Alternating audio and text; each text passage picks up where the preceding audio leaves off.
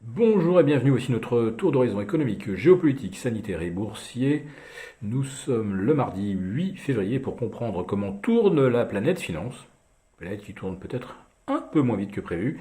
C'est sur la bourse au quotidien et nulle part ailleurs, et l'épisode du jour s'intitulera On bascule vers le défensif.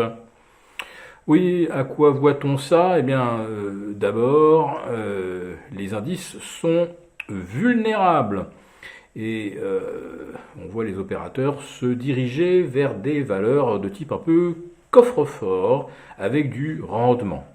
Alors, de quelle vulnérabilité s'agit-il? Bien, prenez par exemple le CAC 40 qui valait 7086 points aux alentours de 10h45 ce matin et que qu'on a vu basculer sous les 7000 aux alentours de 13h30 et qui actuellement se maintient juste au-dessus des 7000, 7010 points. On a perdu plus d'1% sur les sommets du jour. Et qu'est-ce qu'on voit monter? Eh bien, on voit Orange, 2,6% de hausse, pour un nouveau record annuel d'ailleurs, au-delà de 10,85. On voit AXA, valeur de rendement, qui gagne 2,5%. On voit Vinci, une entreprise qui touche pas mal de redevances, autoroutières, parking, etc.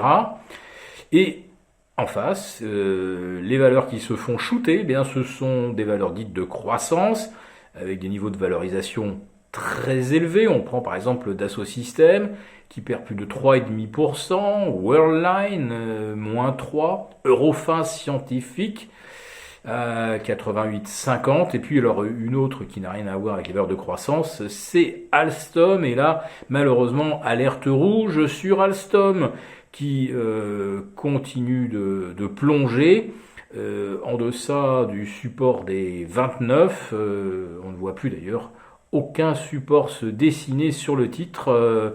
Avant, je crois, 23 euros. Donc, c'est quand même assez angoissant.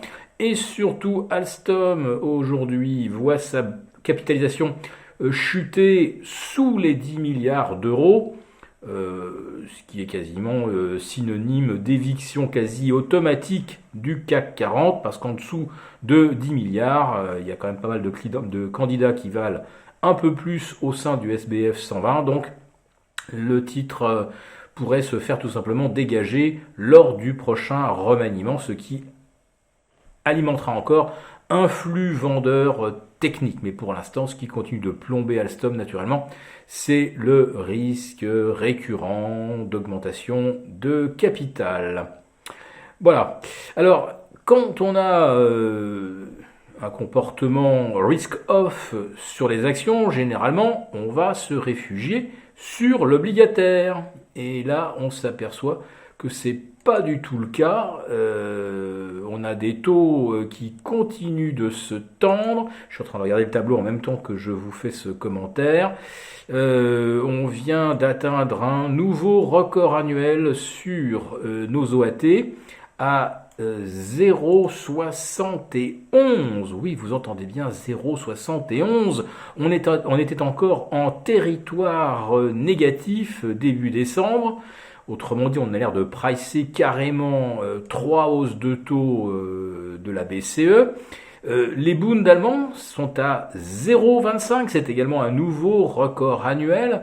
Rappelez-vous qu'on était aux alentours de moins 0,4 toujours au début du mois de décembre. Et puis encore plus angoissant, du côté de l'Italie, on a des taux longs entre 1,85 et 1,90. Rappelons-nous qu'on était en dessous des 0,65 l'été dernier. On vient donc de prendre 100 points.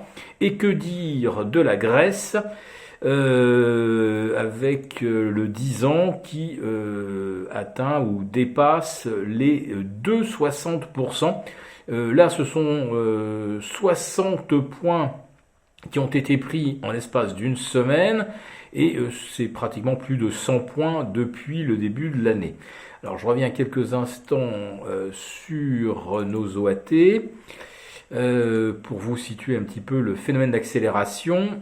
On était encore à moins 0,10 le 20 décembre dernier. moins 0,15 même. Pardon, attendez, je lis mal. Non, on était à moins 0,15, donc on est sur une hausse de 72 points. Bon, grosso modo, oui, on price bien 3 hausses de taux. Alors, ça serait quand même un exploit si les indices parvenaient à revoir leur sommet, et pourtant, c'est une hypothèse que de nombreux stratèges envisagent, puisque d'après leur track record, d'après leurs observations historiques, eh bien, pratiquement toutes les hausses de taux qui ont été orchestrées au cours des 30 dernières années, eh bien, au début du mouvement, les indices boursiers ont toujours progressé. Et oui, c'était à chaque fois jugé comme une preuve de bonne santé de l'économie, d'activité soutenue. Oui, mais depuis 30 ans, on n'a jamais vu l'inflation dépasser les 5% en Europe, les 7% aux États-Unis. Donc là, je pense que cette fois-ci, c'est vraiment différent. Et les hausses de taux couplées à de l'inflation, ça ne fera pas monter les marchés. Et c'est pourquoi déjà l'obligataire envoie quelques signaux que nous serions bien inspirés de prendre très au sérieux.